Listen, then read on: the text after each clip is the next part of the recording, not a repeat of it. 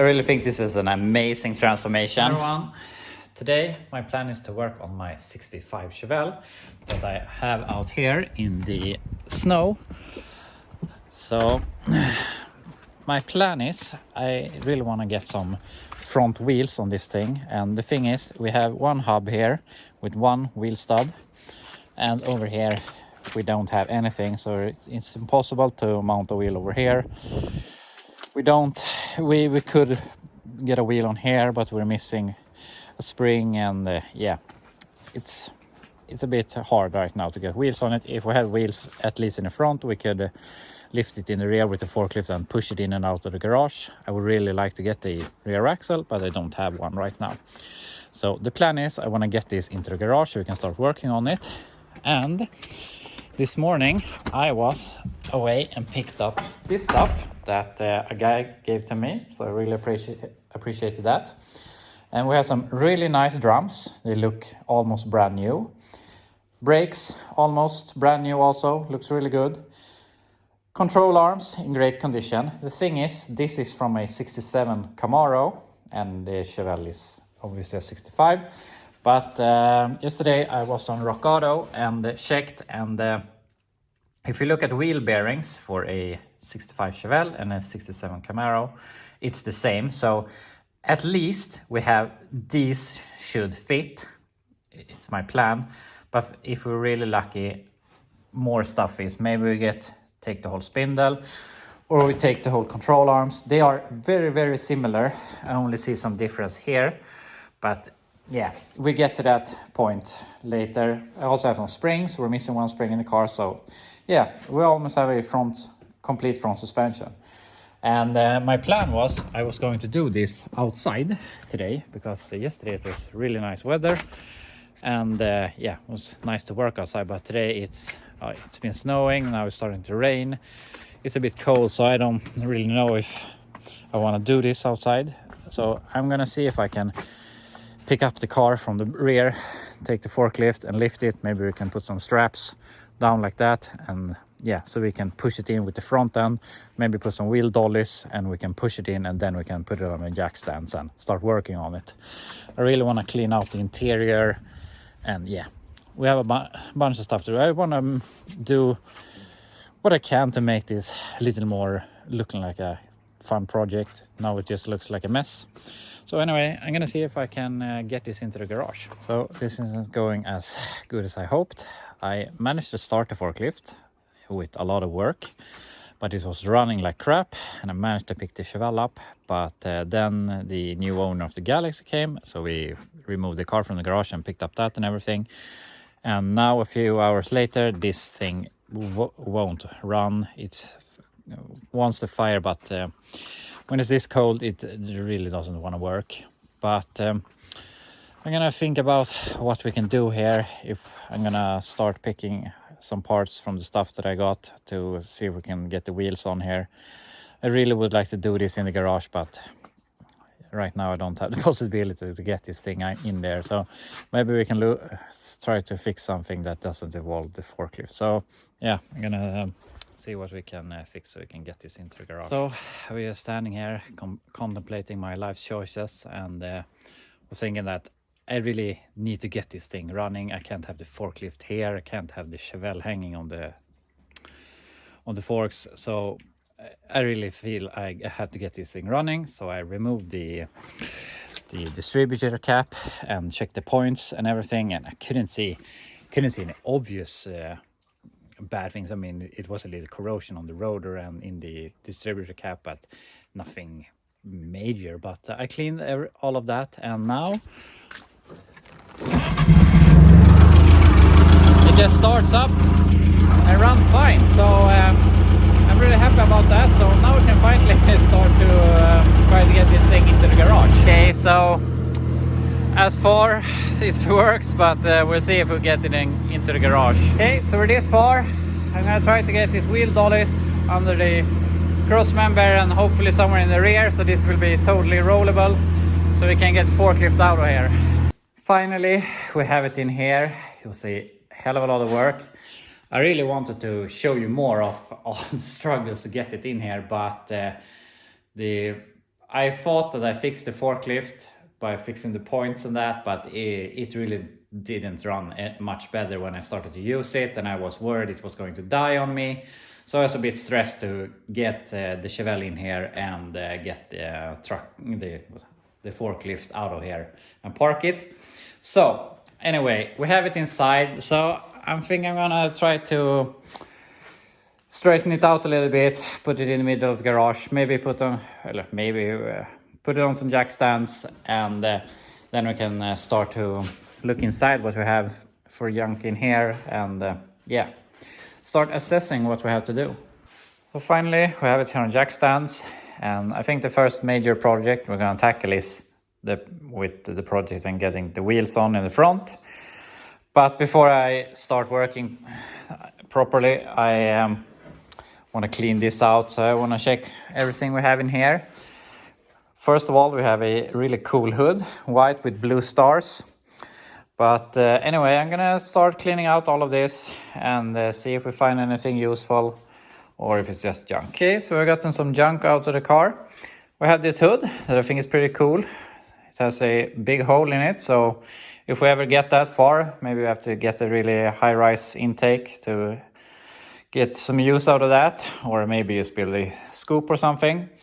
We have a trunk lid, so I haven't really checked that one. I don't know if this is any better, but we have an extra one. We have some reminiscences of door panels. So this was very, very popular here in Sweden in the 80s. I don't know what it's called in English, but it was on the door panels. You can see the headliner, the same thing. So yeah, very popular in Sweden back in the 80s. But anyway, I'm gonna tear all of that down. The carpet is unfortunately still in the car, and it's red. Judging by how many, it looks like it's multiple pieces, so probably not original carpet, something they just have put in. But anyway, I'm gonna tear all of this out, vacuum it, and hopefully the smell of forest will start to disappear. But anyway, I'm gonna start, continue cleaning this out. I have most of the junk out. Removed the headliner that was still in it, except this apparently. But there's more to do. But for now, I think I'm gonna let this dry overnight because it's pretty damp, and it will be easier to vacuum it tomorrow. So yeah, that's the plan. Let it dry overnight, then we can come back tomorrow and start vacuuming and keep on cleaning it, and then we can start working on the front end. So see you tomorrow. I'm back. It's Thursday morning, and my goal for today is to get some front wheels on it. But before we start working on that, I want to clean out the rest of the junk here in the car, all the leaves and branches and stuff, because it smells like moss. Is the word decomposition, forest. It smells really bad in here. It's quite interesting how you can pass by a car outside and you don't notice it, but when you bring it inside, it really smells a lot. So I want to get as most of this out as possible, so hopefully it can stop smell. Then maybe when we have it on the front wheels, we can take the forklift again, roll it out, pressure wash it, and push it in again. But for now, I just want to get all of these leaves and branches and stuff out, vacuum the trunk, vacuum inside of the car, and then we can start working on the front end. So that's the plan. This took quite a lot longer than I thought it would, but I think it's worth it because these two piles are just from this door, and this was just what I pulled out with my hands before I started vacuuming it, so probably twice as much.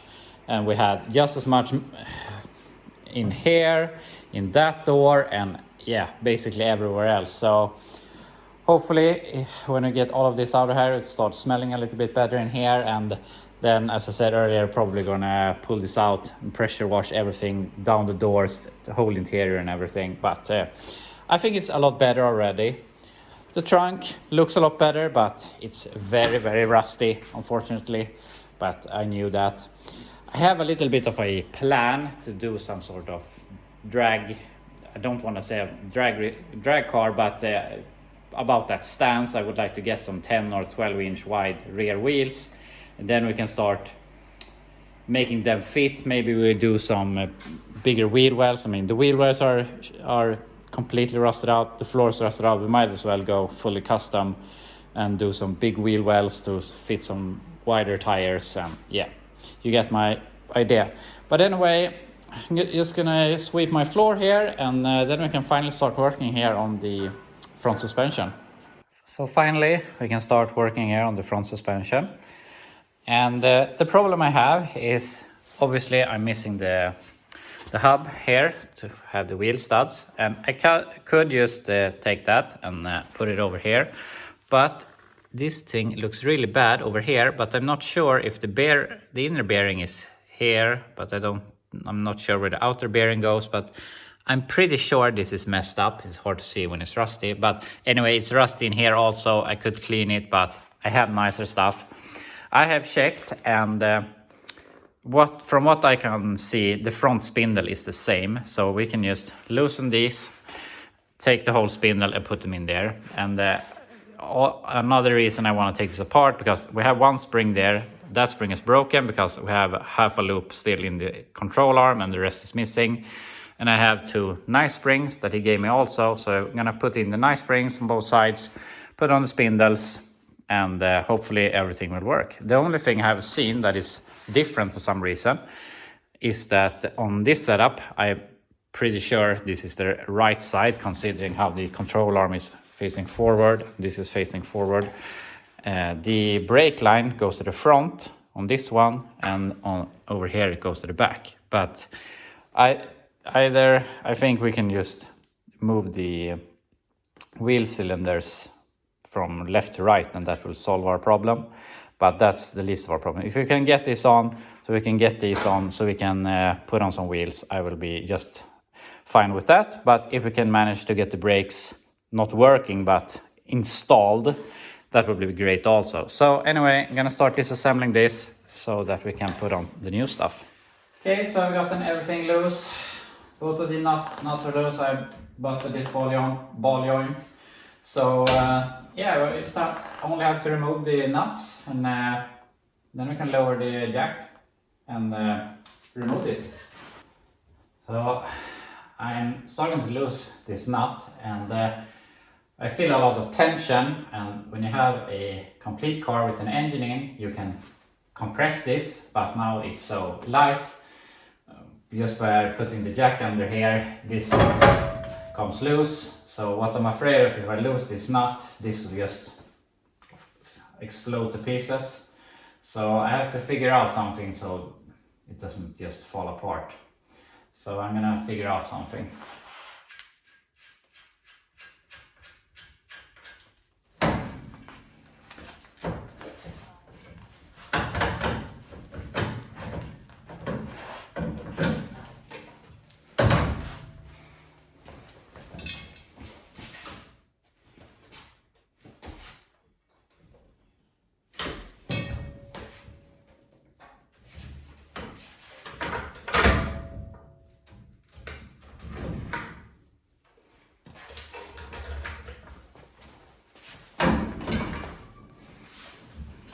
So that went well, but anyway, I'm gonna remove the spring and try to bust this ball joint so we can get all of this off the car, and then we can start reassembly.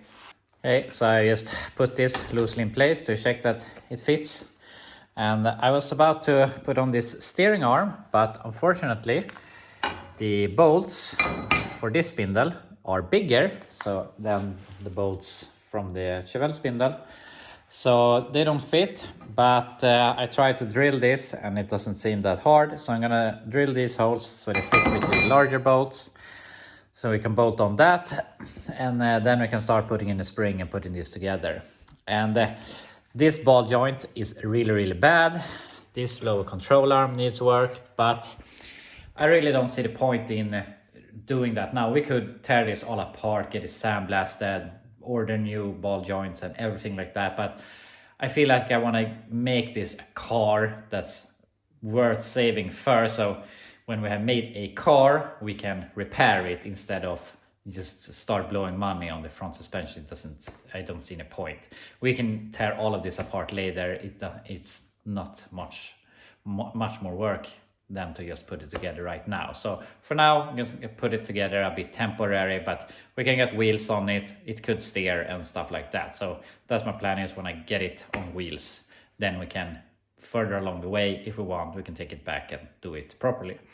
So anyway, I'm gonna drill this and get it on, and then we can put in the springs and everything. And just like that, we have everything in place, or I mean everything, but good enough to get it to roll.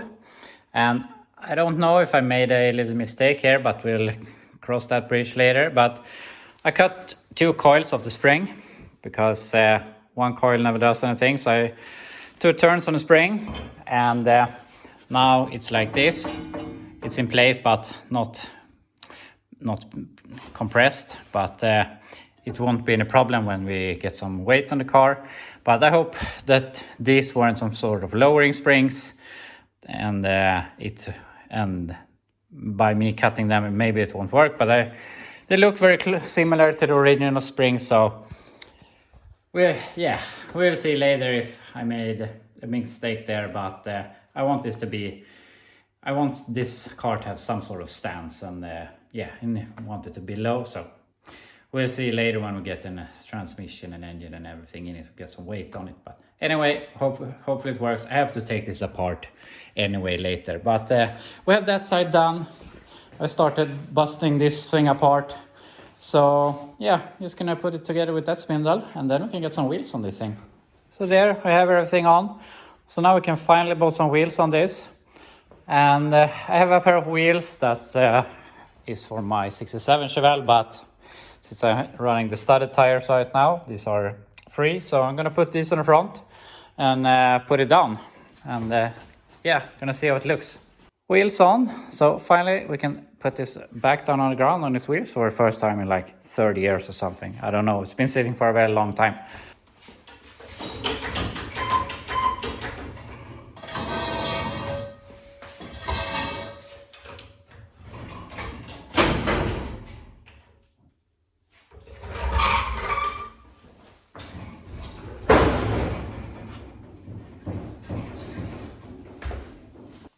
So there we have at least the front wheels on the ground for the first time in a hell of a lot of time. But I mean, it's pretty silly if you think about it. Yeah, we just put an old car on wheels, but I think it's something to drag something from a junkyard and putting bits and pieces together, making it roll, cleaning it out, and just trying to make it more worthy of to being rescued. So yeah, small things, but I think it's great. I think it's a great step towards making something of it. But anyway, that's all for today. I have to go and pick up my kids, but I will be back tomorrow. I think we're gonna pressure wash this thing. So yeah, I'm back tomorrow. I'm back. It's Friday morning, and today I really want to get the Chevelle a bit out of here so we can pressure wash it and then shove it back in. But I couldn't hold myself yesterday, so I just rolled in one of the rear wheels for this setup, and starting to look like a car again. If we had some front fenders, it would really look like a car, but hopefully I get a pair of fenders next week, so you can get some real stance on this thing. But anyway, the plan is to get this out of here today, and this thing had like an own ecosystem with moss and everything in it, and apparently in that moss lived a lot of critters, because now I have some sort of small flies that are flying around everywhere in here. So hopefully they die soon. But to eliminate every problem, we really need to clean this thing. And I could pressure wash it in here, but I will have water everywhere. And I have my engine and all of my stuff here, and I don't want to get everything wet. So the plan is to get it out of here. We just have to get it out of the door so we can close the door, wash it, and push it in again. The problem is I don't think the forklift will work particularly good, so I have to figure something else out. I have an idea, maybe build some sort of triangle construction with a hole here so we can just back up my truck take the jack and just put our triangle thing over the hitch on my truck and drag it out of here and then just push it in again. That's one idea. Or I'm just gonna back up my trailer, put it on the back of the trailer and pull it out of here. So I have to think about this for a little while, what's easiest and so on. But somehow we're gonna get it out of here, wash it, and then get it back in again. So I'm gonna start figuring out how we're gonna do that. I've been thinking back and forth here how I'm gonna do this, and I think the easiest thing is just to wash it in here. It will be a lot of water, but water dries, it won't be any big problem. I don't have to push it out and push it in and all of that trouble. So I think that will be the easiest thing to do today. So I've covered some stuff. I removed as much as possible from the floor. So I'm just gonna get a water hose and yeah, then we can start washing this thing. Okay, so everything ready. I have sprayed on some degreaser and a bit of other stuff to hopefully get everything off. But anyway, nothing more to do. We just have to start pressure washing.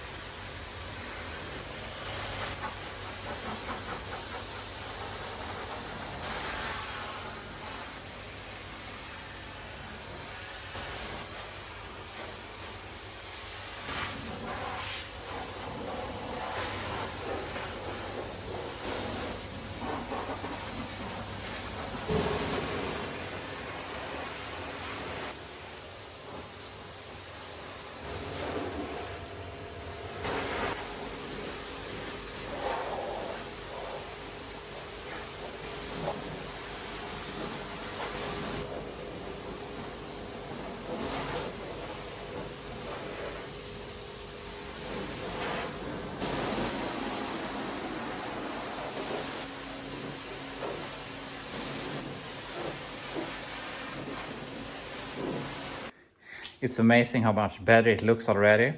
But I'm gonna try to get away with water, close the doors, and hopefully all of this steam will go away. So I will be back soon and we can look at it.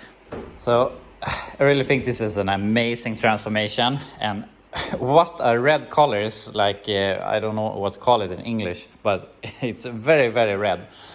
And yeah, I really feel that now this is a lot more fun to work on.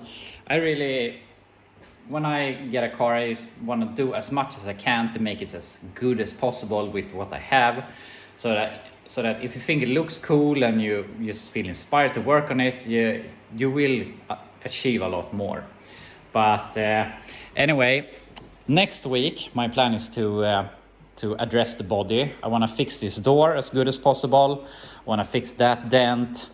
There's a dent over here I want to fix, and for some reason the trunk lid has a huge gap over here.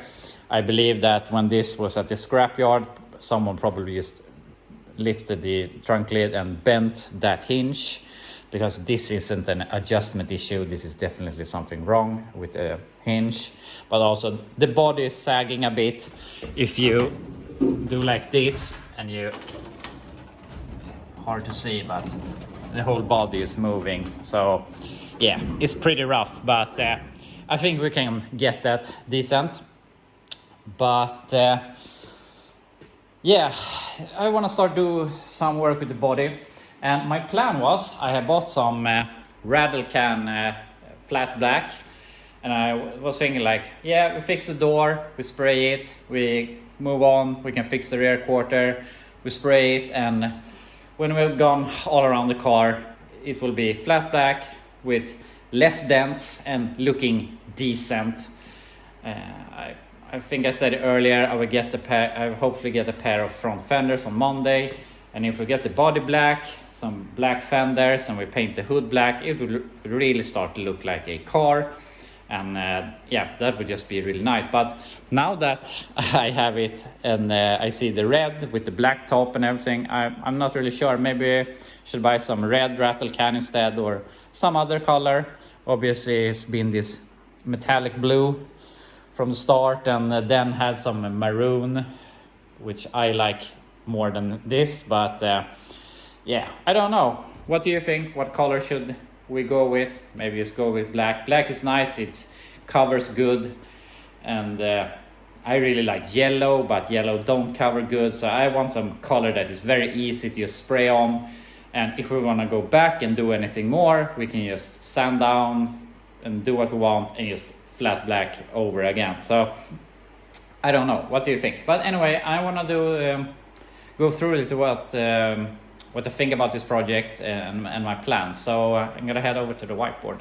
So my plan, basically, since I bought this thing, was that I want to make it run and drive and street legal for as cheap as possible. And also my plan all along is I'm going to sell this thing. This is not a keeper, but I want to make it as cheap as possible to show people that you can achieve something with a totally rust bucket that nobody wants, that is sitting for 30 years, and make something fun out of it. So I'm gonna go through a little bit of my ideas, and I paid $500 for this thing. And is that cheap? Is that expensive? I don't know. You in other countries might, especially in America, you might think that this is way too much for a body. Over here in Sweden, they're very hard to come by. It's not worth to import a vehicle like this and then sell it for $500 because the shipping is a lot more. So I think it's a pretty fair price, at least here in Sweden. And that's about all the costs we have. The wheels that I have on it will not be for this, so we're not going to include them. But yeah, I just want to share my thoughts on what I think that it might cost to get this thing streetable and running and driving, and hopefully even street legal. So we have the car, $500, but from now we need a lot of parts. We need a rear axle, we need interior, we need a dash, we need a steering column, steering box, and all of those things add up very quickly. But the great thing is that a guy hit me up and he has a donor. It's a 4-door post, no engine and trans, but besides that, it's mostly complete. It's a bit special, which I'm gonna go through when we get it, but that's not a problem for us. But it's a donor, and he wants $500 for that. So that car has complete front suspension, from what I know. It has a rear axle, it has dash, steering column, maybe front seats, and a lot of miscellaneous that we can use. So this $500 will be very well spent, because otherwise maybe like $100 for a steering box, $150, $200 for a steering column, $300 for a rear axle, and yeah, that will add up very quickly. So this will be very nice for this project. So if we get this donor, this will be basically a complete car, a roller without an engine and trans, basically. And from there we have to obviously get the drivetrain, and I have a transmission.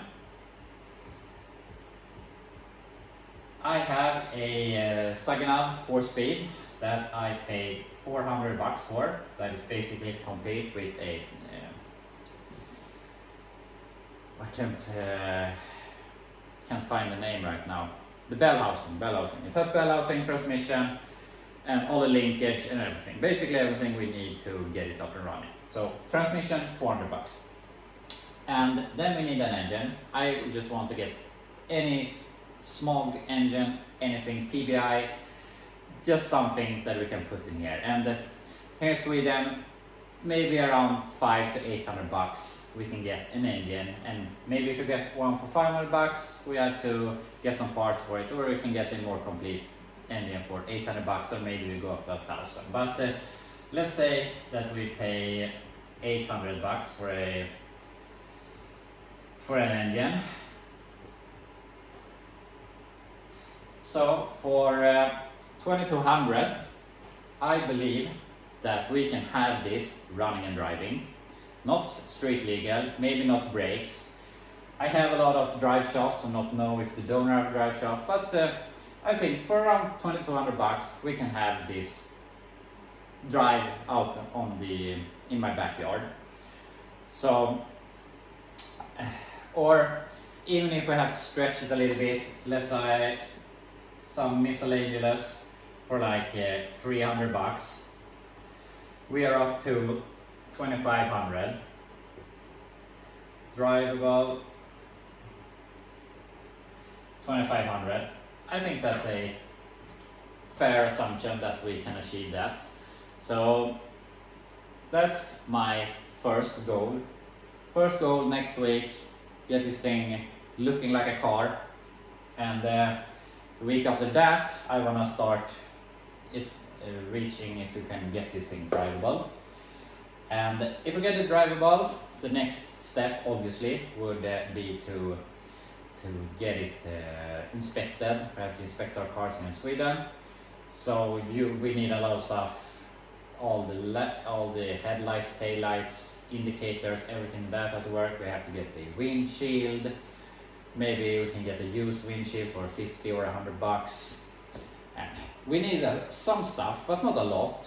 So if we keep our costs down and really look for cheap stuff, maybe we can sell some stuff from the donor and get some money back, and so forth. So I really think for another 1,000 bucks we can get this street legal, we can call it.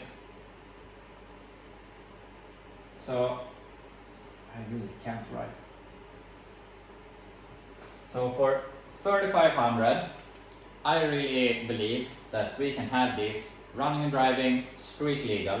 It will be a piece of shit, yes, obviously, but if we have a running and driving car, I think it will be amazing, and we can think that we've saved it, and maybe some other person down the line wants to restore it, or whatever he wants to do it, or he wants to make it nicer.